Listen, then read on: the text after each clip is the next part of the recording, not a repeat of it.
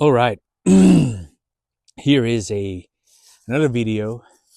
This time we are going to be discussing our roof rack, our Prinsu roof rack.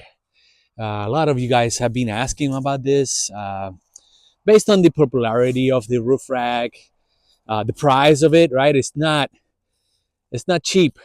Like I said, it's not cheap. That Prinsu roof rack uh, demands pocket, demands. If I remember right, when I bought this about 6 7 months ago, it was very close to 800 and something dollars with shipping.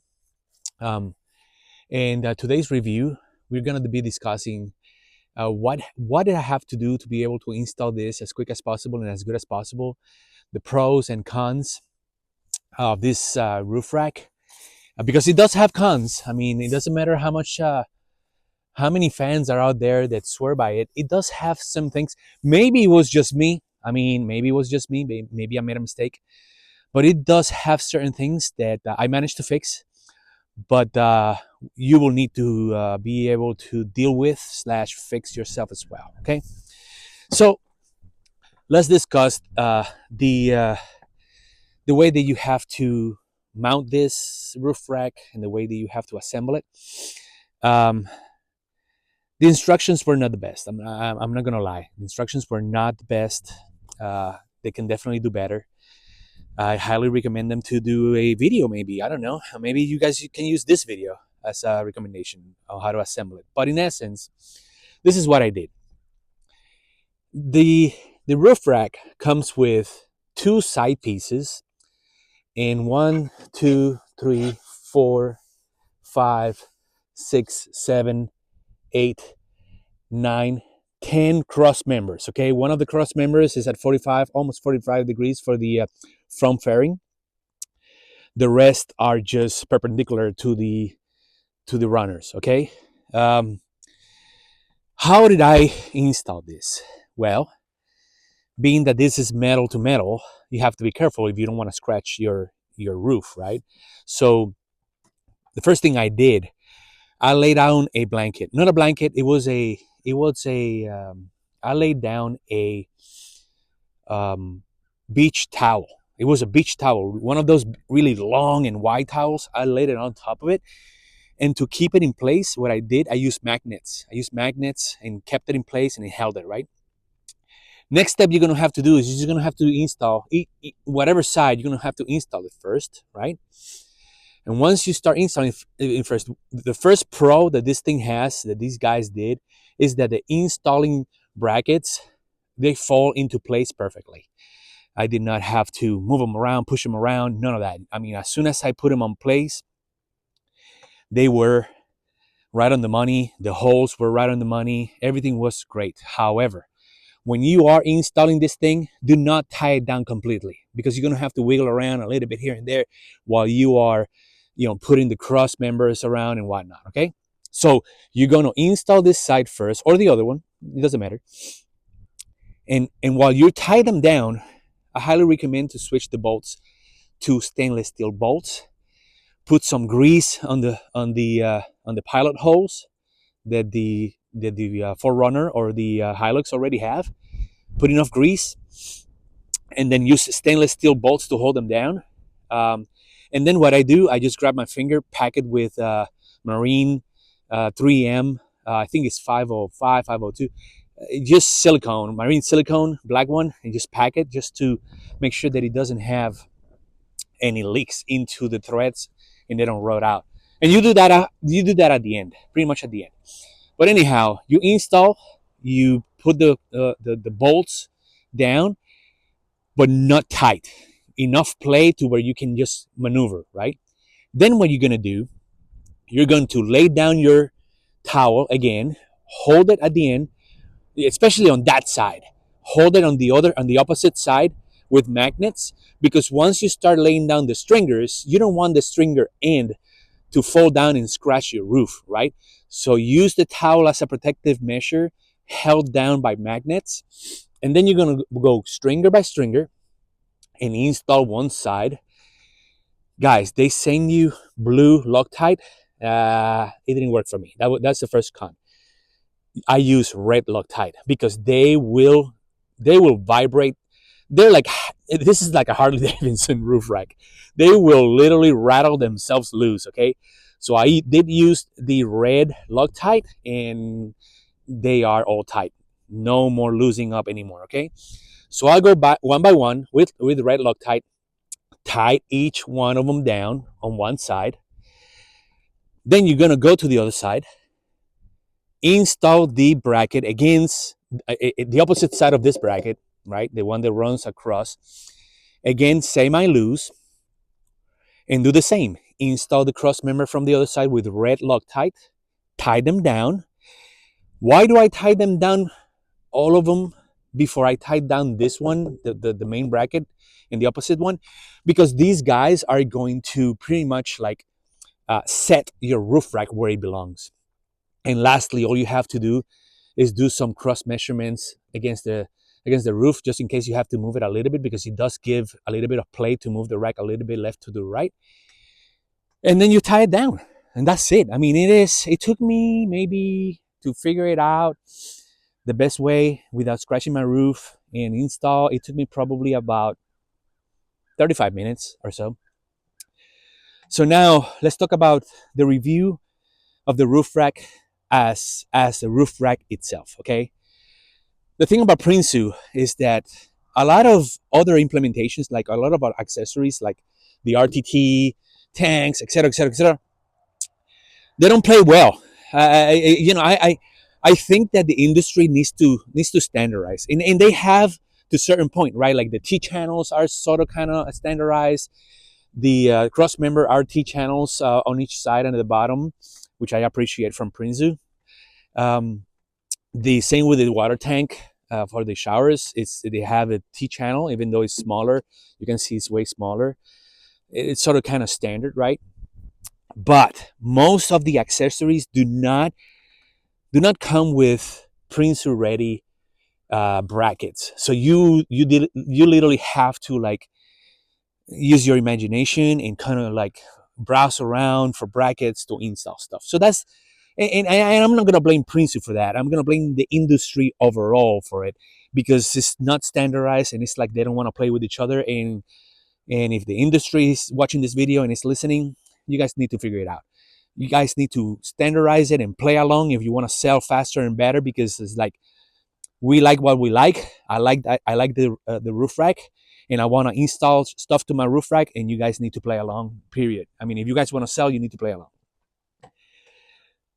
So one thing I noticed about the roof rack was that once I installed the roof rack, before I install anything else on top, I've been saying this for a while, and people seem to have their own opinion about it. But in my experience with vehicles over 25 years building vehicles, vehicles flex. They flex. The metal flex, especially if you're off payment and even on payment. Nothing is perfectly regular. Nothing is perfectly flat, and vehicles flex, rattle, jump, etc. The Prinsu, um, the Prinsu in the front part, in the front section, right here, right about there. As you guys may know, Forerunners and Hiluxes do not have a pilot hole with thread in this section. So what Prinsu did, they built a bracket that bolts into the main bracket, right, in the main roof rack side, and it has a double-sided tape at the bottom that grabs the roof. Well, I got news for you guys. That thing doesn't grab well unless you have weight on it, and this thing will rattle around if it doesn't have weight. Maybe it was me, maybe my roof rack was special, but in my experience, if you do not have weight on top of the roof rack, it will slap. I mean, it will slap. Even if you take them off while you don't have weight, to just not having this thing slapping around, for some reason, it still slaps and still make noises. It will rattle. Now, in exchange, once you start putting weight on it, you need to put this bracket in place, because you will pressure this down, and then you start rubbing too hard, and you will delaminate your paint in the front. You don't want that. So you want this with the actual double-sided foam glue underneath to be able to hold this up.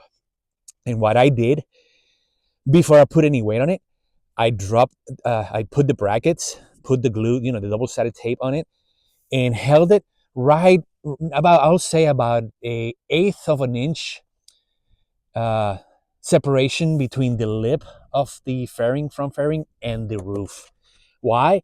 Because once you put weight on it, it will touch, and you can see it. It is touching, right? So if you do it perfectly, touching, once you start putting weight, you put a little bit too much weight against the roof rack and the roof, and you will start creating too much rub, and that's not good, right?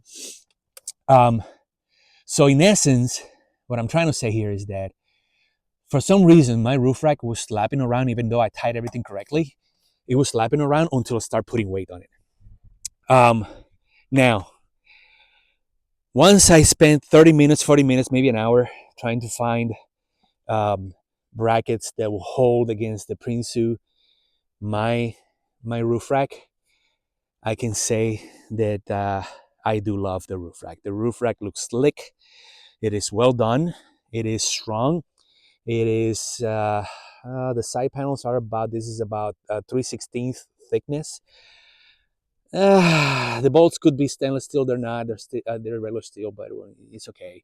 You know, some of you guys know that the similar metals don't like each other, and at one point I'm gonna have to remove them all and change them to stainless steel. So Prinsu, please make them out of stainless steel. We would appreciate. Uh, but everything else is great. I love it. It does the job. It sucks that most of the accessories do not play along with it, and you have to figure it out, and you have to like use your imagination to attach the accessories that you want against it.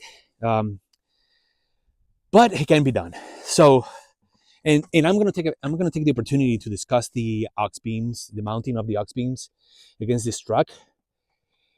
Was not easy, was not hard. Okay, I'll say you're gonna spend about 3 hours to make it work. You're going to, I think these are 5 inches or 6 inches. I don't remember. That's 5 inches. 5 inches aux beams, dual color, meaning you can see a little bit of the amber. They're amber and white. And what I did, I I had to do the math for 6 pods against the fairing, and you can see I cut through, and I cut with a hole saw. And what I did, I just bolted this against a panel. So when I was, it was a thick panel too. It was like about an inch thick board. Actually, it's not a panel; it's board. Screw the fairing against the board. Left enough lip against the board so I can actually use the hole saw and just drill with a 5.25 inch hole saw against it and the wood. But before that, I had to make sure that every center was perfectly centered, right? Like separated for 6 spots. So you're gonna have to do the math between each corner, how much gap you need on each side, and then centered, have a center 6 times in a row, leaving enough space in between as well so it doesn't look like garbage, and then make the cut. And once you make the cut, guys, it's not going to be perfect. Because why? Because you have to bring this pot down to have that perfect 90 degrees against the horizon. And you're going to have to widen this up I did it with a metal tip against an air-driven tool, and just widening up each one of them. I cut a piece of cardboard. Once I had one right, I cut a piece of cardboard to the shape of the one, and then I transferred it over, marked, and then I knew how much I had to remove on each one of them.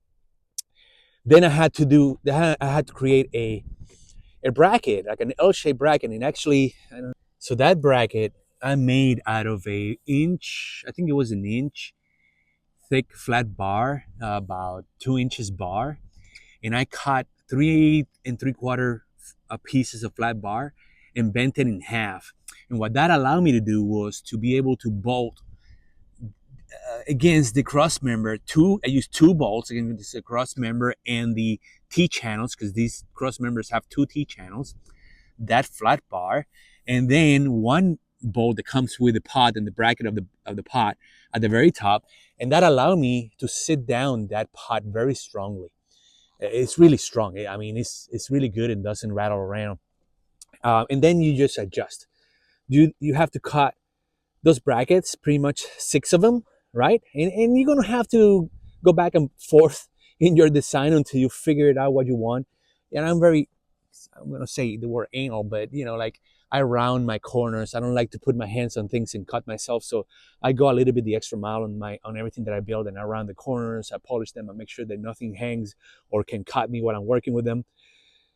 And that's pretty much it. That's how I use my Prinsu, and how I actually customize my front fairing to accommodate my aux beams, my 6 pods across the front fairing, so I can have some light when I'm off-roading or I am overlanding out there.